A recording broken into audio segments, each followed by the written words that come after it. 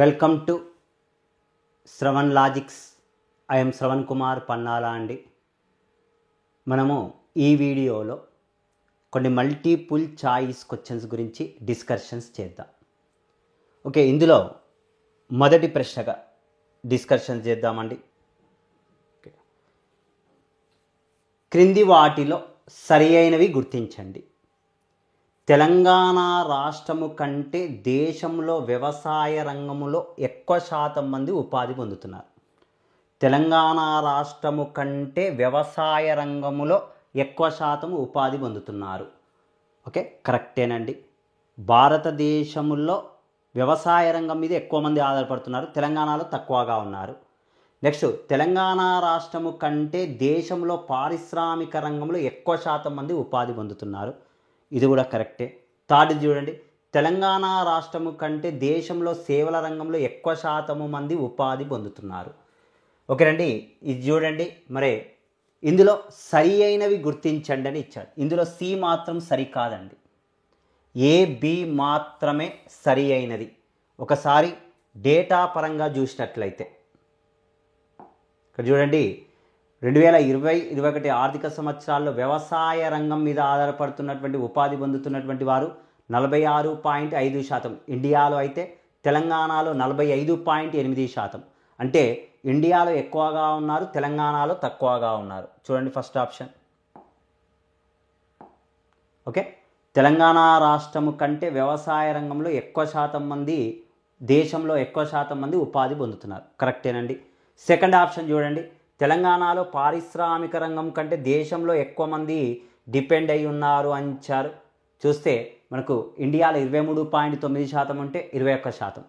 సేవా రంగం మీద భారతదేశంలో 29.6% మంది డిపెండ్ అయి ఉంటే 33.2% మంది తెలంగాణలో ఉపాధి పొందుతున్నారు.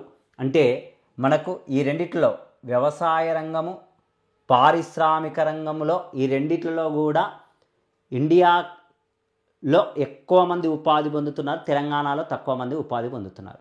సేవా రంగంలో కనుక చూసుకున్నట్లయితే తెలంగాణలో ఎక్కువ మంది ఉపాధి పొందితే ఇండియాలో తక్కువగా పొందుతున్నారు. అందుకే ఏ మరియు బి అనేటువంటిది కరెక్ట్ ఆన్సర్స్. నెక్స్ట్ మరొక ప్రశ్న, పోచంపల్లి గ్రామంలో సరి అయిన అంశాలను గుర్తించండి. ఈ గ్రామానికి ఐక్యరాజ్య సమితి ప్రపంచ పర్యాటక సంస్థ 2021లో ఉత్తమ అవార్డుగా తెలియజేసింది. 2017-18లో పోచంపల్లి ఇక్కత్తు లోగోను భౌగోళిక సూచిక ట్యాగ్ పొందింది. పోచంపల్లి ఇక్కత్తు శారీస్ తెలంగాణలో భౌతిక సూచిక పొందిన మొదటి వస్తువు. నెక్స్ట్ వన్, భూదాన ఉద్యమాన్ని ఆచార్య వినోబా భావే ఈ గ్రామంలో ప్రారంభించాడు. పోచంపల్లికి సంబంధించినవి అని ఇవ్వటం జరిగింది. 4 ఆప్షన్స్ ఇవ్వటం జరిగింది. ఓకేనండి, ఈ 4 ఆప్షన్స్లో పోచంపల్లికి సంబంధించినవన్నీ కూడా కరెక్ట్ ఆన్సర్సేనండి.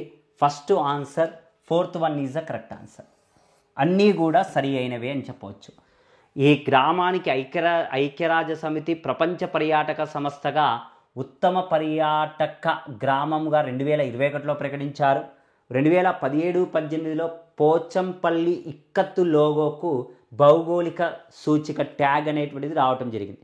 ఇక్కడ ఇక్కత్తు శారీస్కి ఎప్పుడు వచ్చిందండి అంటే 2004-05 ఆర్థిక సంవత్సరాల్లో వస్తే 2017-18 సంవత్సరాల్లో ఇక్కత్తు లోగోకు, పోచంపల్లి ఇక్కత్తు లోగోకి ట్యాగ్ అనేటువంటిది, జిఐ ట్యాగ్ అనేటువంటిది రావటం జరిగింది. పోచంపల్లి తెలంగాణలోనే మొట్టమొదటిసారిగా పోచంపల్లి ఇక్కత్తు శారీస్ అనేటువంటిది భౌగోళిక సూచిక పొందినటువంటి మొదటి వస్తువు. భూదాన ఉద్యమాన్ని ఆచార్య వినోబా భావే ఈ గ్రామంలో ప్రారంభించాడు. కరెక్టేనండి, అన్ని ఆప్షన్స్ కూడా కరెక్టే. ఒక ప్రశ్న, మనకి ఈ మధ్య కాలంలో భౌగోళిక గుర్తింపు తెలంగాణలో ఏ వస్తువుకు వచ్చింది? కామెంట్స్ రూపంలో పెట్టండి. నాకు తెలిసి అందరికీ చేస్తుండొచ్చు అనుకుంటున్నానండి. కామెంట్స్ రూపంలో తెలియజేయండి. నెక్స్ట్ వన్, 2011 జనాభా లెక్కల ప్రకారం మురికివాడల అంశంలో సరి అయినవి గుర్తించండి అని ఇచ్చాడు. అధిక మురికివాడలు గల రాష్ట్రము తమిళనాడు.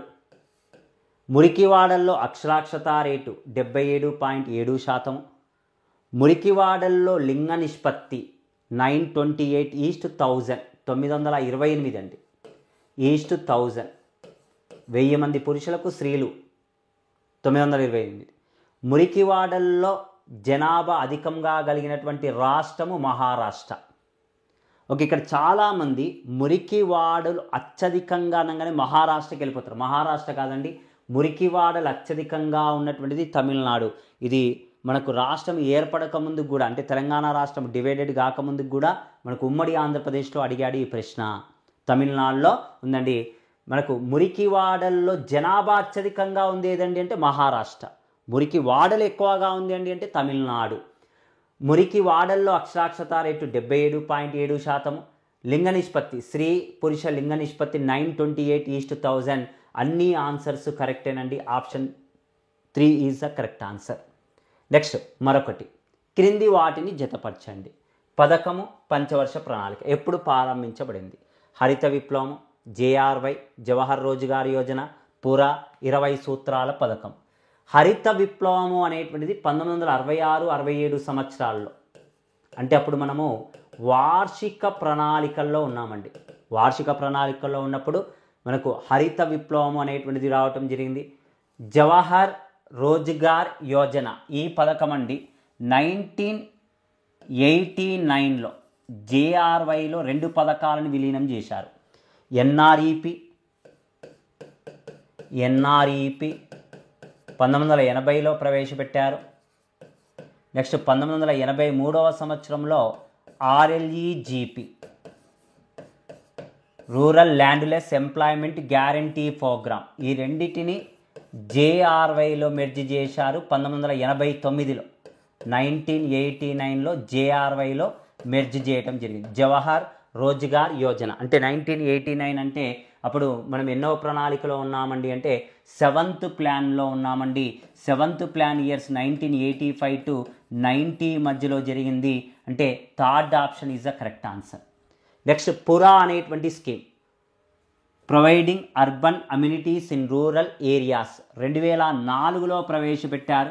ఈ పథకాన్ని అభివృద్ధి పరిచింది ఎవరండి అంటే అబ్దుల్ కలాం అండి.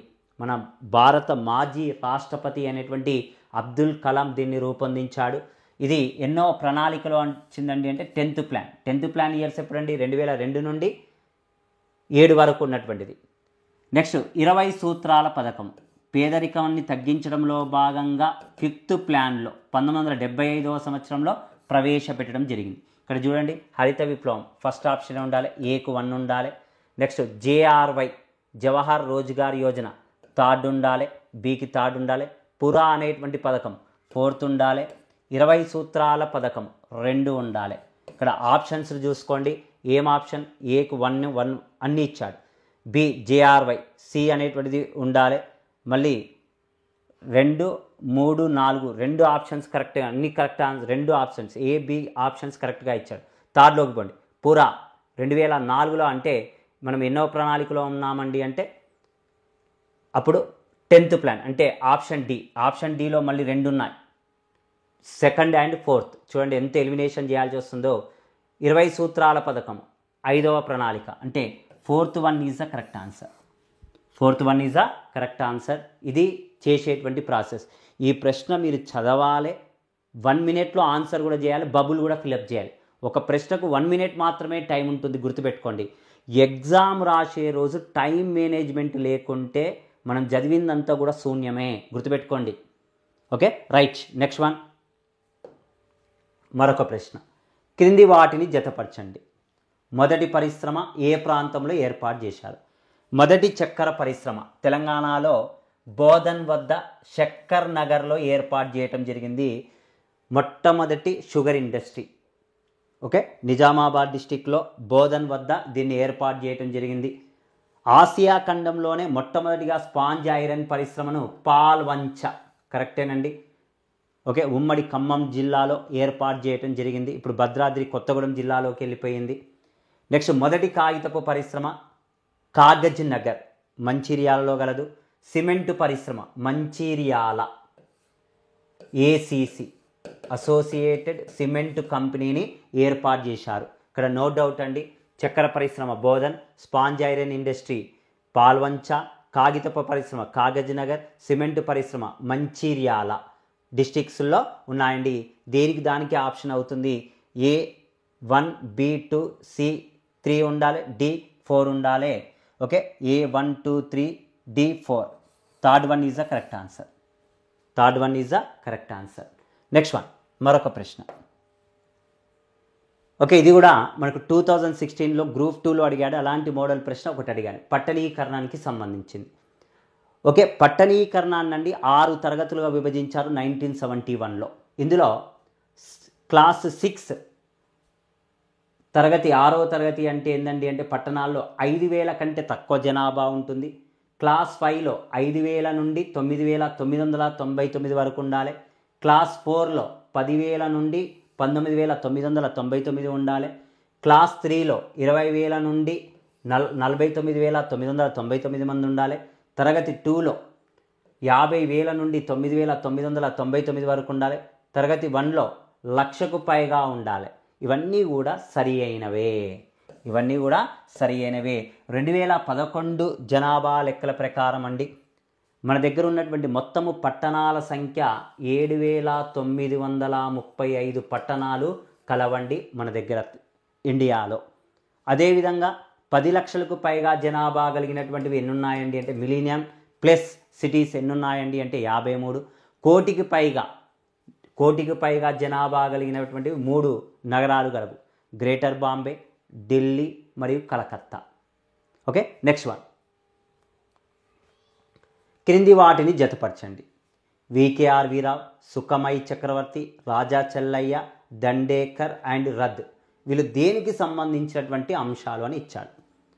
ఓకే, వికేఆర్వి రావు, విజేంద్ర, కస్తూరి, రంగ, వరద, రాజారావు మనకు 2 అంశాల్లో కనపడుతుంది. వికేఆర్వి రావు ఒకటి ఏందండి, జాతీయ ఆదాయాన్ని మొదటిసారిగా ఎలా అంచనా వేశాడు. అంతవరకు చాలామంది జాతీయ ఆదాయాన్ని లెక్కించారు, కానీ ఒక సైంటిఫిక్ వాల్యూస్ తోటి శాస్త్రీయ పద్ధతిలో లెక్కించిన మొదటి ఆర్థికవేత్త ఎవరండి అంటే వికేఆర్వి రావు. ఇంకోటి ఎక్కడండి, జాతీయ అంచనాల కమిటీలో కూడా సభ్యుడిగా ఉన్నాడు. కాబట్టి జాతీయ ఆదాయం అనేటువంటి దానికి ఆన్సర్ అవుతుంది, అంచనాలకు సంబంధించింది. A1 is the 2 answer. Next, Sukhamoy Chakravarty ఎక్కడొచ్చాడండి మనకు 1982లో 1982వ సంవత్సరంలో మనకు ఆర్బీఐ యొక్క ద్రవ్య పరపతి విధానం మీద అధ్యయనం చేశాడు. నెక్స్ట్ 1997లో మన బడ్జెట్లో కొంత లోపము ఉందని ద్రవ్యలోటు అనేటువంటి అంశాన్ని కూడా ప్రవేశపెట్టాడు. ఎవరండి అంటే సుఖమై చక్రవర్తి. నెక్స్ట్, రాజా చెల్లయ్య 1991లో రాజా చెల్లయ్య పన్నుల సంస్కరణల మీద అధ్యయనం చేశాడు. దండేకర్ అండ్ రద్ అనేటువంటి 2 ఆర్థికవేత్తలు కూడా పేదరికాన్ని అంచనా వేయటం జరిగింది. హెడ్ కౌంట్ రేషియో అనేటువంటి పద్ధతిని కూడా వీళ్ళే ప్రవేశపెట్టారు. పేదరికం ఇక్కడ చూడండి, వికేఆర్వి రావు ఫస్ట్ ఆప్షన్ 2 ఉండాలండి. ఫస్ట్ సెకండ్ 2 వెళ్ళిపోయాయి.